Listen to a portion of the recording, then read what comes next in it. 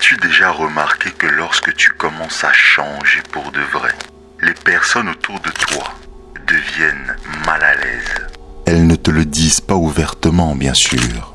Elles déguisent cela sous forme de blagues, de conseils maquillés en bienveillance ou de silence gêné quand tu abordes quelque chose de plus profond. Mais au fond, ce qui se passe est simple. Ton évolution mentale menace leur zone de confort et personne n'aime être forcé d'affronter sa propre complaisance. Peut-être que tu es exactement en train de vivre cela maintenant. Tu as commencé à penser autrement. Tu as commencé à agir autrement. Peut-être même à remettre en question des choses que tu acceptais autrefois sans y réfléchir.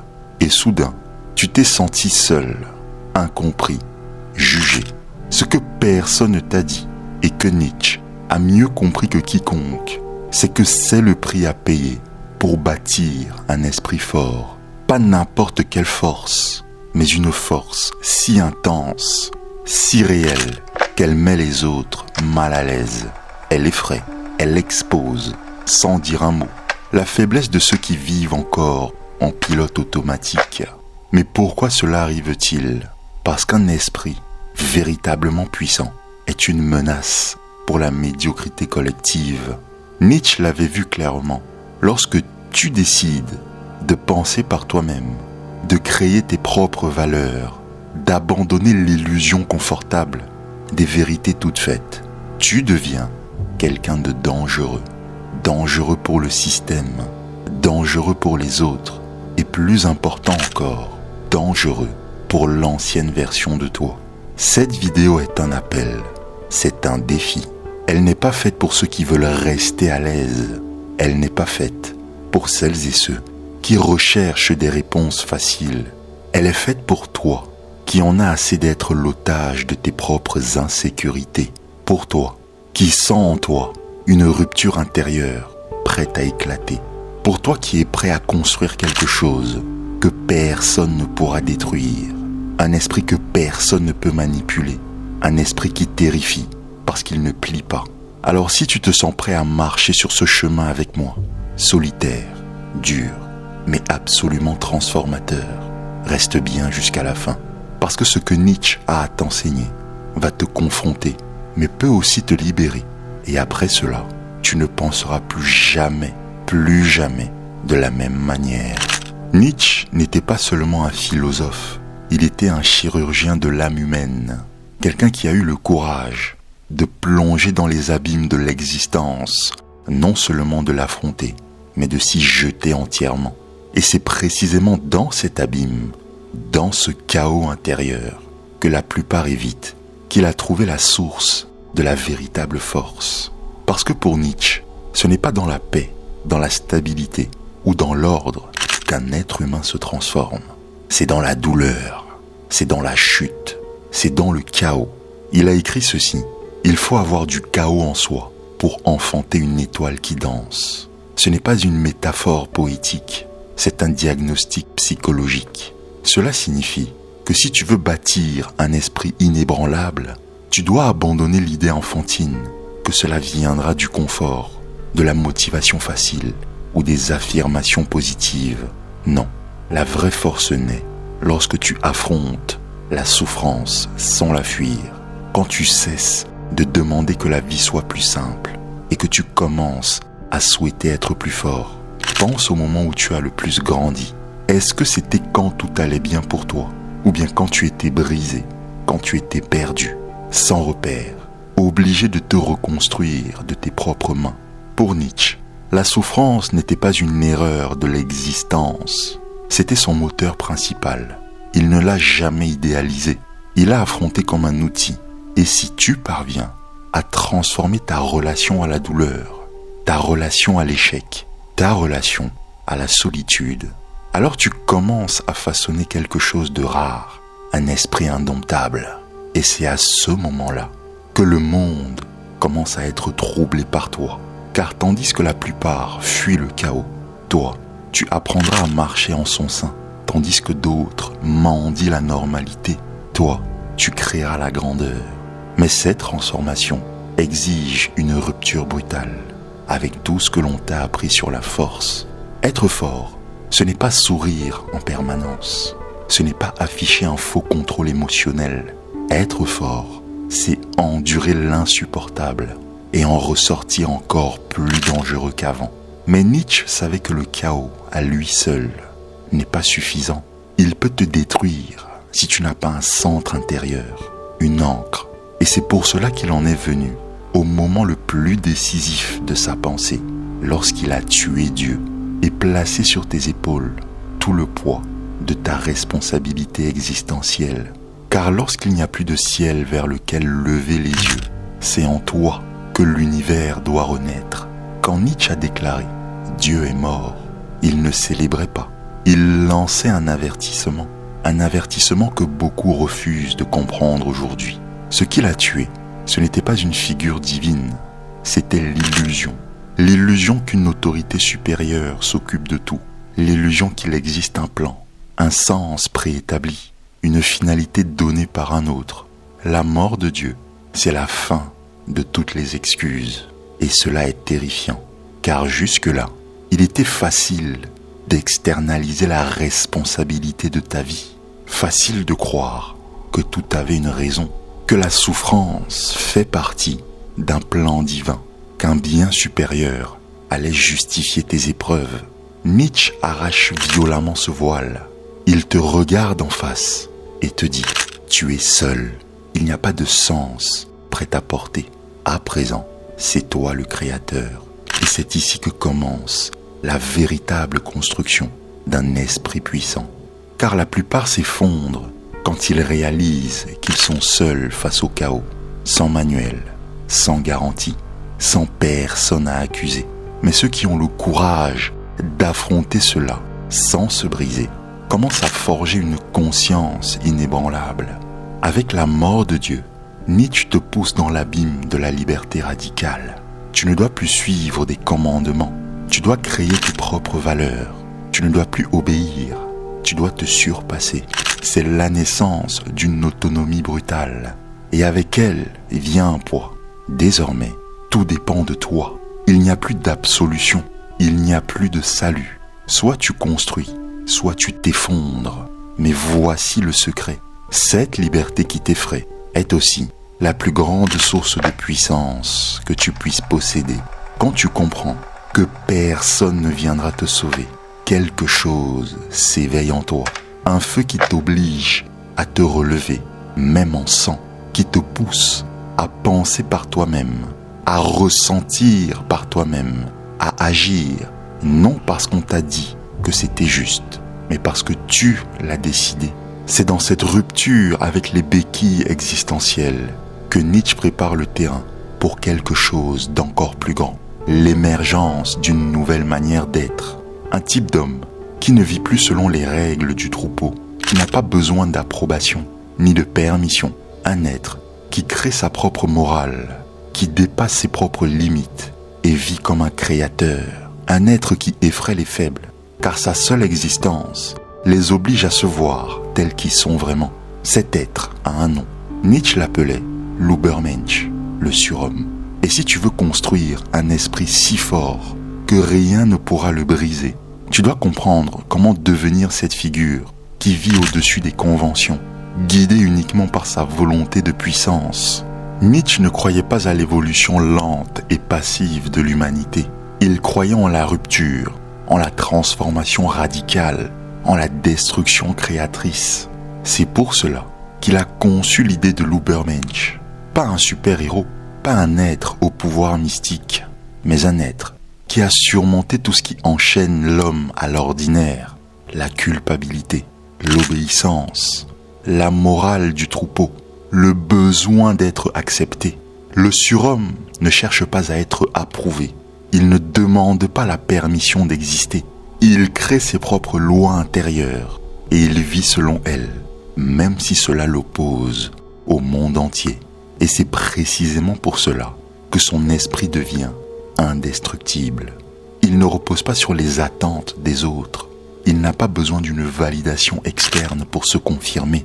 Il est autosuffisant. Il se nourrit de sa propre volonté de puissance.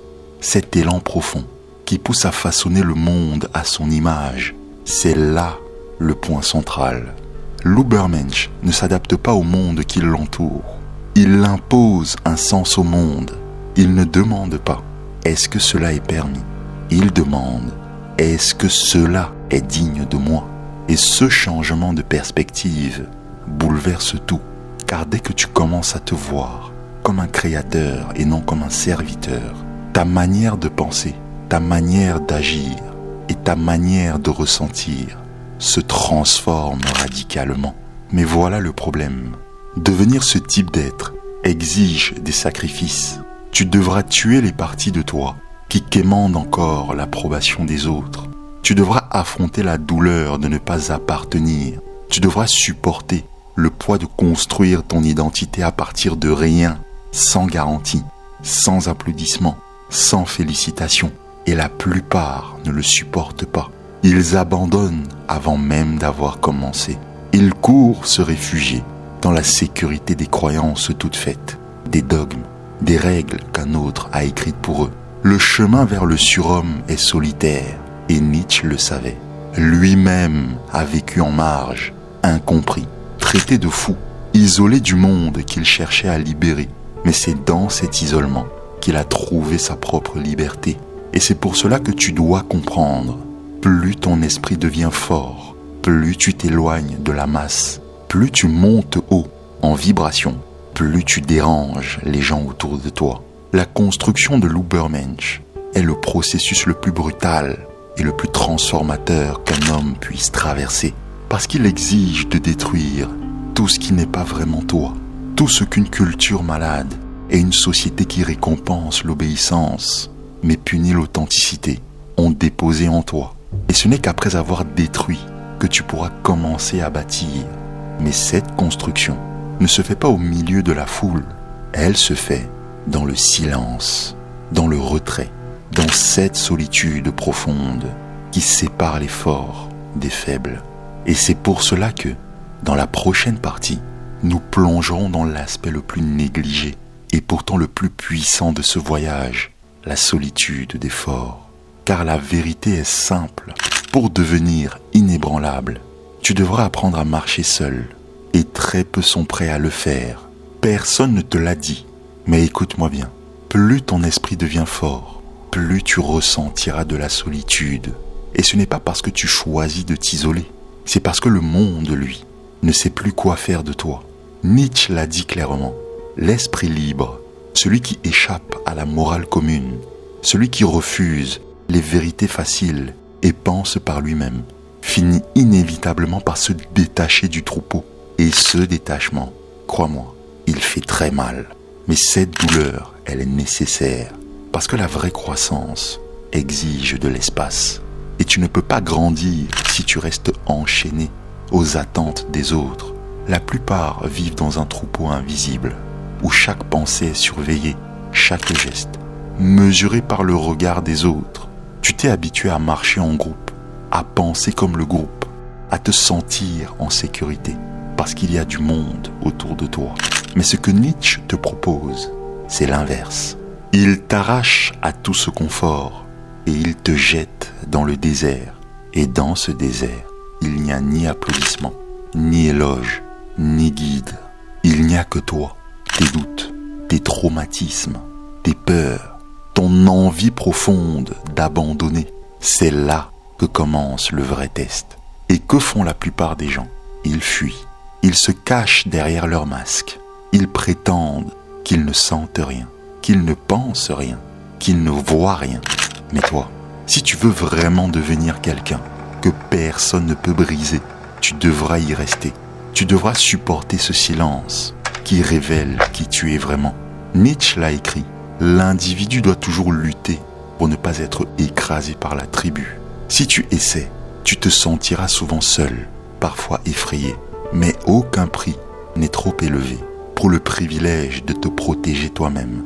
Voilà l'essence, la possession de soi, l'accomplissement le plus rare et le plus puissant qui existe. Car une fois que tu te possèdes, plus personne ne peut te contrôler, plus personne ne peut définir ta valeur et plus personne ne peut t'abattre. Mais cette possession a un prix, celui de la solitude. Tu perdras des gens, tu seras incompris, on te traitera d'arrogant, d'arrogante, de froid, de distant.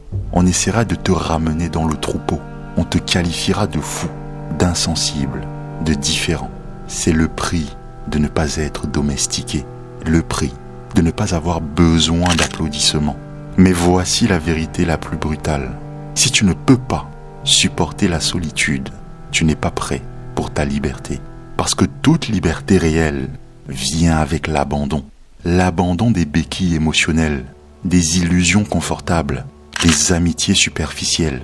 C'est pour cela que Nietzsche voyait la solitude comme un privilège, un champ de bataille, où le vrai soi peut enfin émerger. Mais ce n'est pas tout, car cet esprit libre, une fois élevé, ne fait pas que marcher tout seul. Il commence à voir ce que les autres ne voient pas. Et avec cette version nouvelle vient un effet inévitable, la confrontation avec la médiocrité. Car quand tu deviens fort, la médiocrité collective le sent et elle réagit. Et c'est exactement de cela dont nous allons parler maintenant. Le danger de la médiocrité collective. Le monde ne poursuit pas ceux qui se ressemblent. Il poursuit ceux qui osent se distinguer. Nietzsche ne craignait pas les tyrans, ni les chefs d'autorité, ni les oppresseurs déclarés. Ce qu'il craignait, ce qu'il dénonçait avec une fureur philosophique, c'était le pouvoir subtil et corrosif de la médiocrité collective, ce système invisible qui maintient tout le monde au même niveau, qui punit ceux qui osent penser différemment, qui récompense l'obéissance et maquille la lâcheté en vertu. La vraie tyrannie, selon Nietzsche, ne vient pas d'en haut, elle vient des côtés. Elle vient de la foule qui exige que tu restes petit pour qu'elle n'ait pas à grandir avec toi. Et c'est exactement ce qui se passe quand tu commences à t'élever, quand ton esprit devient plus affûté, ton âme plus ferme, ta présence plus dérangeante. Tu commences à troubler les autres, pas parce que tu fais quelque chose de mal, attention, mais parce que tu fais quelque chose de rare. Tu brises le moule. Et la société est ce qui brise les moules. La médiocrité collective ne supporte pas l'éclat individuel, parce que cet éclat expose la noirceur de la vie ordinaire. Nietzsche appelait cela la morale des esclaves, une morale inventée par ceux qui, incapables d'atteindre leur grandeur, ont renversé les valeurs. Ils ont transformé la force en arrogance, l'ambition en égoïsme, l'indépendance en froideur. Et avec ce stratagème, ils ont créé un système moral qui protège les faibles et condamne les forts. Mais ne te trompe pas, ce n'est pas par compassion, c'est par ressentiment. Car les faibles ne veulent pas être sauvés, ils veulent que les forts soient détruits. Voilà pourquoi, lorsque tu commences à te libérer, ils t'attaquent. Pas frontalement, pas subtilement, par des regards, par des silences, par des moqueries. Mais le message est toujours le même. Reviens dans le groupe. Tu nous fais nous sentir petits. Et tu le sais, sans le savoir, rien qu'en étant toi-même. Nietzsche savait que la plupart vivent dans un conformisme paralysant. Une existence modelée par la peur, par la culpabilité, par l'obéissance. Et que quiconque remet en cause cet état est vu comme une menace. Mais ne sois pas dupe. La médiocrité n'attaque pas par la force, elle attaque par les nombres, par le consensus, par le poids de la répétition. Elle tentera de te faire douter de toi, de te convaincre que tu as tort de ne pas t'adapter. Elle utilisera toutes ses armes sociales, la honte, l'exclusion, les moqueries, les discours rabaissants, pour te forcer à baisser la tête. Et c'est là que beaucoup abandonnent, parce qu'ils ne supportent pas d'être vus comme étranges, arrogants, différents. Mais Nietzsche leur donnait un autre nom, nécessaire, car tandis que le monde tourne autour d'idées recyclées, de désirs fabriqués et de vérités confortables, c'est l'individu fort qui apporte le malaise nécessaire pour qu'un monde nouveau naisse. Ta différence est l'étincelle de la transformation. C'est aussi la cible de la résistance. Être fort, penser librement, vivre de manière autonome. Tout cela est un acte de guerre contre la médiocrité collective. Et comme dans toute guerre, il faut se préparer. Il faut des armes, pas des armes physiques, mais des armes mentales. Et c'est précisément ce que nous allons voir maintenant, dans la dernière partie, le prix et le pouvoir d'un esprit inébranlable. Tu es arrivé jusqu'ici, et rien que cela te distingue déjà de la majorité, parce que je vais te faire une petite confidence. La plupart auraient déjà quitté cette vidéo dès la première provocation. Ils auraient fui au premier inconfort. Ils auraient quitté la page dès qu'ils auraient compris que ce contenu n'était pas fait pour flatter leur ego. Mais toi qui m'écoutes, oui, toi, tu es resté jusqu'ici. Et comprends bien ceci, bâtir un esprit si fort qu'il devienne redouté n'est pas seulement un choix, c'est une renonciation. Tu vas perdre des amitiés construites sur la superficialité. Tu vas perdre des opportunités qui exigent ta soumission. Tu vas perdre la capacité à te satisfaire de peu. Mais en échange, tu gagnes quelque chose d'inestimable. L'intégrité, la clarté, la présence. Tu commenceras à voir que la plupart vivent dans une torpeur et que ta lucidité les effraie, que ta fermeté les fait trembler, que ton absence résonne plus fort que la présence de beaucoup. Cette force ne vient pas de l'extérieur. Elle n'est pas enseignée dans les livres de développement personnel. Elle ne se gagne pas à coups de phrases toutes faites. Elle se creuse dans les profondeurs de ton âme, dans le silence des nuits difficiles, dans les choix que personne ne voit. C'est le fruit d'une guerre intérieure permanente entre celui que tu étais et celui que tu es en train de devenir. Et cette guerre, elle n'a pas de fin. Parce que les vrais forts ne sont pas ceux qui ont gagné, ce sont ceux qui continuent de lutter, même lorsqu'ils pourraient s'arrêter. Nietzsche ne voulait pas créer des disciples, il voulait provoquer des séismes intérieurs, t'obliger à cesser de ramper pour l'approbation, à cesser de mendier du sens, à cesser de chercher dans des systèmes préfabriqués ce qui ne peut être bâti qu'avec ton sang, ta sueur, ta conscience. Il voulait que tu deviennes dangereux, pas dans un sens violent, mais dans un sens rare, si rare que ta simple existence force les autres à se regarder dans un miroir et à affronter ce qu'ils fuient. Et maintenant, je t'invite à poser un acte concret, écrit dans les commentaires, une vérité que tu es fatigué de cacher, une opinion que tu crains d'exprimer, une pensée qui te fait te sentir isolé, mais qui représente ce que toi tu es vraiment. Parce qu'ici, tu es dans un espace où personne ne te juge. C'est une étape de ce chemin. Revendiquer ta voix, affirmer ta présence et surtout déclarer que tu ne plieras plus. Et si cette vidéo a révélé quelque chose en toi, ne t'arrête pas ici, parce que c'est maintenant que l'on entre dans la partie la plus dérangeante de cette vidéo. Jusqu'ici, tu as vu que ton évolution mentale effraie ceux qui restent prisonniers de la médiocrité. Tu as compris que la souffrance et le chaos ne sont pas tes ennemis, mais la forge de ton esprit. Tu as pris conscience que la liberté véritable exige la solitude et le poids écrasant de ta propre responsabilité. Mais ce que tu viens de découvrir, ce n'est que la première étape. Parce qu'il existe un piège encore plus insidieux, ton besoin invisible de plaire. Si tu continues à l'ignorer, toute la force que tu crois avoir bâtie peut s'effondrer en une fraction de seconde. Et le pire, c'est que tu ne t'en rendras même pas compte. Mais si en m'écoutant, tu ressens ce nœud dans ton ventre ou cette douleur sourde dans ta poitrine, comprends bien que ce n'est pas une faiblesse. Ce n'est pas ton corps qui se brise, c'est ton instinct qui se réveille. C'est ton intuition qui t'appelle pour que tu reprennes ton respect et ta souveraineté. Parce que sans cette étape, tu risques de rester prisonnier d'une illusion. Un esprit fort en apparence, mais fragile lorsqu'il cherche à être aimé. La suite se trouve juste devant toi, dans cette vidéo qui va s'afficher à l'écran. Tu vas découvrir comment arrêter de mendier l'approbation et activer ce pouvoir obscur que Carl Jung considérait plus solide que l'amour après lequel tu cours. Ton respect ne t'arrête pas ici, Parce que si tu passes à côté de ça, tout ce que tu viens de construire pourrait se retourner contre toi.